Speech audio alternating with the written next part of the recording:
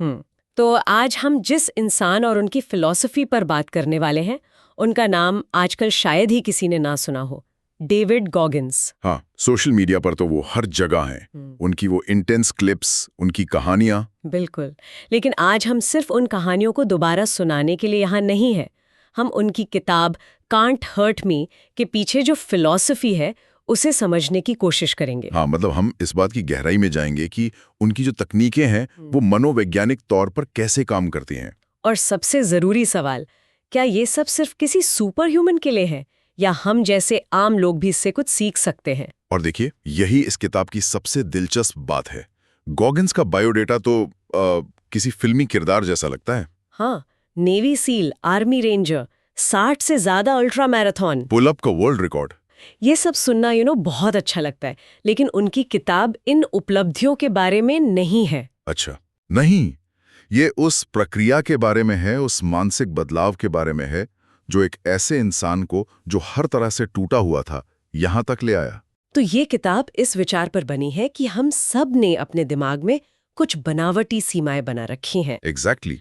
और असली जिंदगी उन सीमाओं के पार ही शुरू होती है। तो अगर सीधे शब्दों में समझें तो ये किताब एक आत्मकथा है, पर इसे लिखा एक सेल्फ हेल्प गाइड की तरह गया है। हाँ, और ये वैसी किताब बिल्कुल नहीं है जो आपको अच्छा महसूस कराएगी। नहीं, बिल्कुल नहीं। ये बहुत सीधी, सच्ची और कई बार सुनने में थोड़ी कड़वी भी लग सकती है। बिल्कुल सही।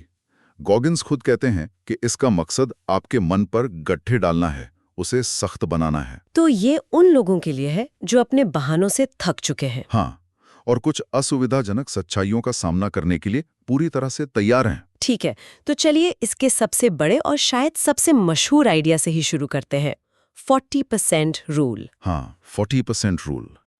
इसका सीधा सा मतलब है कि जब आपका दिमाग कहता है कि बस अब और नहीं हो सकता, तब आप असल में अपनी क्षमता के सिर्फ 40% पर होते हैं। अब मेरा पहला सवाल यह है कि क्या ये सोच थोड़ी खतरनाक नहीं है? मतलब अगर कोई नया धावक या जिम जाने वाला इस सोच के साथ दौड़े तो वो खुद को बुरी तरह चोट पहुंचा सकता है। ये एक बहुत बहुत जरूरी सवाल है और यहीं पर ज्यादातर लोग गॉगिन्स को गलत समझते हैं। अच्छा। वो लापरवाही को बढ़ावा नहीं दे रहे हैं, वो एक मनोवैज्ञानिक सच्चाई की बात कर रहे हैं। देखिए, हमारा दिमाग बेहतरीन प्रदर्शन के लिए नहीं बना है, वो हमें जिंदा रखने के लिए बना है। हाँ बिल्कुल। उसका मुख्य काम है ऊर्जा बचाना और दर्द से बचना। तो वो जो बस अब और नहीं वाली आवाज है, वो एक सेफ्टी सिग्नल है। वो एक सेफ्टी सिग्नल है, लेकिन ये सिग्नल खतरे से बहुत पहले ही बजने लगता है। मतलब हमारा दिमाग हमें सुरक्षित रखने के लिए हमारी क्षमता को कम करके आंख पर। हाँ, गॉगिन्स का कहना है कि उस सिग्नल पर सवाल उठाना सीखो, उसे आंख बंद करके मान मत लो। वो असुविधा यानी कि डिस्कम्फर्ट और असली चोट यानी कि डैमेज के बीच का फर्क समझने को कहते हैं। जैसे मांसपेशियों में जलन होना असुविधा है, हाँ, और हड्डी का टूटना असली चोट है। 40% रूल उस असुविधा की सीमा को पार करने के बारे में है, असली चोट की नहीं।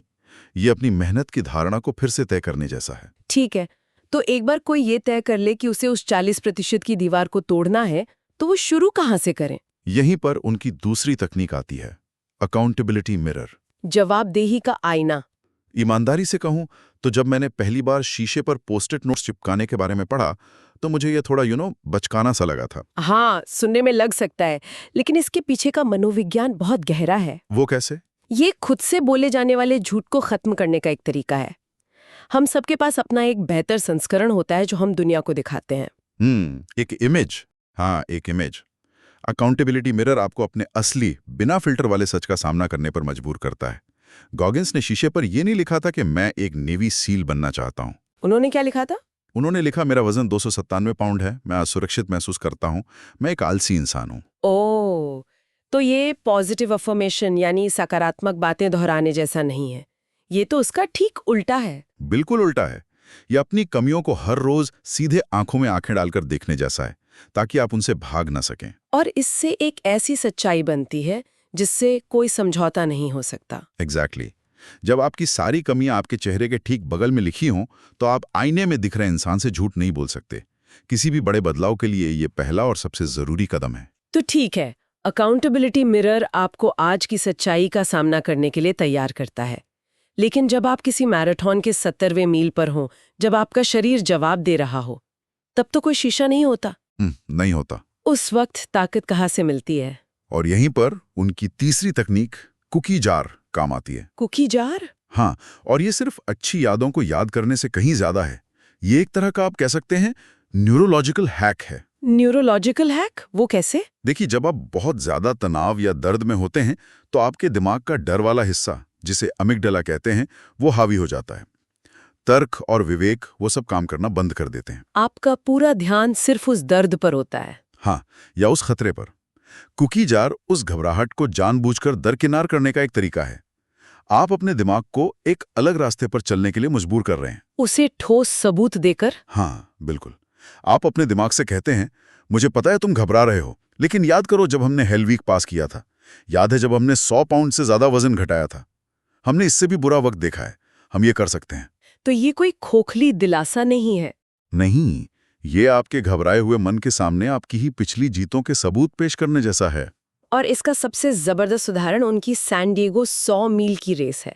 मतलब उस कहानी की जो डिटेल्स हैं वे सच में अविश्वसनीय है। हाँ, वो दुनिया की सबसे मुश्किल रेस बैड वाटर 135 के लिए क्वालिफाई करना चाहते थे और उसके लिए उन्हें ये 100 मील की रेस 24 घंटे में पूरी करनी थी।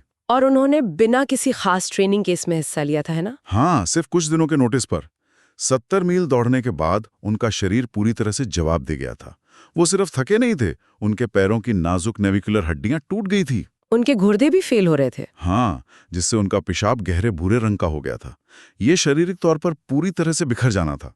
और उसी पल उन्होंने अपनी कुकी जार का इस्तेमाल किया। हाँ, उन्होंने नेवी सील ट्रेनिंग पूरी करने की याद को, उस वजन घटाने के संघर्ष को एक कुकी की तरह इस्तेमाल किया। और उस ताकत से अगले 31 मील और दौड़े। ये सच में दिमाग की शरीर पर जीत का एक असाधारण उदाहरण है। और इसी सोच से वो अपने सबसे जरूरी सिद्धांत पर पहुंचते हैं, मन पर घट्टे डालना या कैलसिंग द माइंड। ये जो रूपक है, ये बहुत सटीक। बहुत सटीक। जैसे वजन उठाने से आपके हाथों पर घट्टे पड़ जाते हैं और फिर वही वजन उठाने में कम दर्द होता है, वैसे ही जानबूझकर मुश्किल और असुविधाजनक काम करने से आपके मन पर भी घट्टे पड़ जाते हैं। मतलब खुद को जानबूझकर मुश्किल हालात में डालना, ताकि जब असल में कोई मुश्किल आए तो आपका दिमाग उसके लिए पहले से तैयार हो। सही पकड़े। गॉगिन्स जानबूझकर वो रास्ता चुनते थे जो ज्यादा मुश्किल हो। जैसे बारिश में दौड़ना। बारिश में दौड़ना, सुबह जल्दी उठना, ठंडे पानी से नहाना। वो मुश्किलों को सामान्य बनाना चाहते थे, ताकि जब जिंदगी में कोई असली संकट आए तो उनका दिमाग घबराए नहीं, क्योंकि वो पहले से ही ऐसी कई छोटी छोटी लड़ाइयां लड़ चुका है। और ये हमें उनकी सबसे आक्रामक लगने वाली तकनीक पर लाता है, टेकिंग सोल्स। हाँ, टेकिंग सोल्स। इसका मतलब किसी को नुकसान पहुंचाना तो नहीं है ना? नहीं, बिल्कुल नहीं। ये एक मनोवैज्ञानिक रणनीति है। इसका मतलब है कि जब आपका प्रतिद्वंदी, चाहे वो कोई इंसान हो, कोई मुश्किल हालात हो या आपका अपना डर हो, आपसे टूटने की उम्मीद कर रहा हो, तब आप अपनी पूरी ताकत दिखाते हैं। हाँ, और हिम्मत। जब वो आपको हार मानते हुए देखना चाहता है और आप अपनी कोशिश दोगुनी कर देते हैं, तो आप उसकी इच्छा शक्ति को तोड़ देते हैं। आप उसे हराने की उसकी उम्मीद ही छीन लेते हैं। जैसे हेल वीक के दौरान उनकी बोट क्रू वाली कहानी।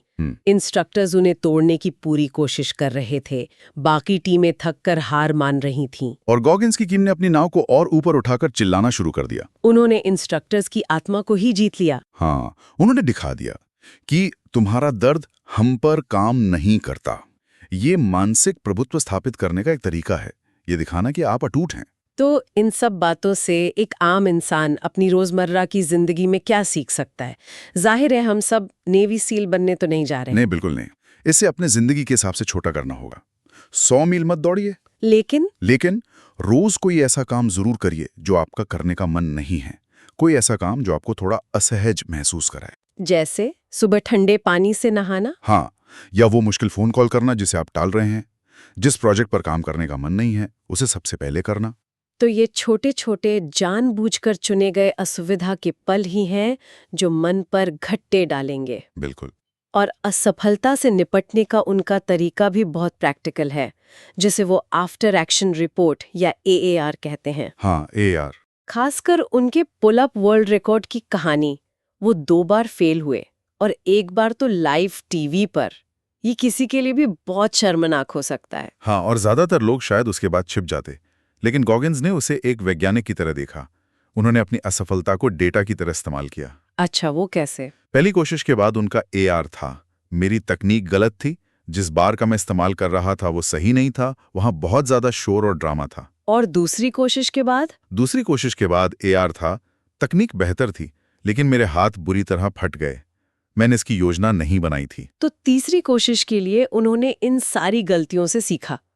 उन्होंने अपनी रणनीति को पूरी तरह से बदल दिया, जो उनकी पिछली 2 असफलताओं के डेटा पर आधारित थी। हाँ, उन्होंने शर्म और अहंकार को समीकरण से हटा दिया। ये तो किसी भी चीज के लिए एक बेहतरीन मॉडल है, चाहे वो बिजनेस हो, पढ़ाई हो या कोई निजी लक्ष्य। बिल्कुल। असफलता को व्यक्तिगत तौर पर ना लें, उसे एक फीडबैक की तरह देखें। क्या सही हुआ, क्या गलत हुआ और अगली बार क्या बेहतर किया जा सकता है। बस। तो कुल मिलाकर कांट हर्ट मी का निचोड़ ये है कि दर्द और मुश्किलें जिंदगी का हिस्सा हैं। आप उनसे बच नहीं सकते। नहीं बच सकते। लेकिन आप उन्हें अपने विकास के लिए ईंधन की तरह इस्तेमाल करना चुन सकते हैं। सही कहा। असली लड़ाई आपके बाहर की दुनिया से नहीं, बल्कि आपके अपने दिमाग के अंदर है। तो अगर हमें कुछ मुख्य बातें याद रखनी हो तो वो क्या होंगी? तो पहली, आपका दिमाग आपको बहुत जल्दी रुकने का संकेत देता है। आप जितना सोचते हैं उससे कहीं ज्यादा सक्षम हैं। ये 40% रूल है। ठीक है। दूसरी, सच्चा बदलाव खुद के प्रति क्रूर ईमानदारी से शुरू होता है। आपको अपनी हकीकत को स्वीकार करना होगा, जैसा कि अकाउंटेबिलिटी मिरर सिखाता है। विकृत। तीसरी, आपकी पिछली जीतें आज के संघर्षों के लिए आपका हथियार हैं। उन्हें याद करके आप अपने घबराए हुए मन को शांत कर सकते हैं।